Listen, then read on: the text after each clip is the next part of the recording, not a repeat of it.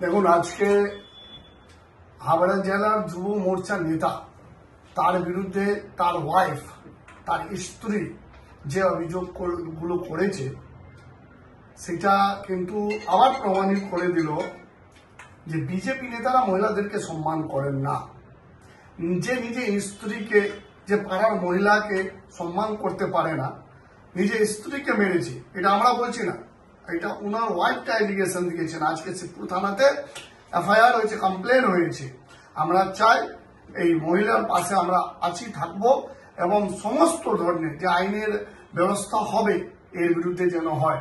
এবং আমি আবার বলি, আবার প্রমাণিত হচ্ছে বিজেপি নেতারা মহিলাদের সম্মান করতে জানে না। মা, বোন, বউ, কারো সম্মান এরা করে না। তাই বাংলার মানুষ, বাংলার সমস্ত মহিলা বিজেপিকে আবার ঝাঁটা নিয়ে মেরে বের করে দেবে বাংলা থেকে। দেখে নেবেন আপনারা।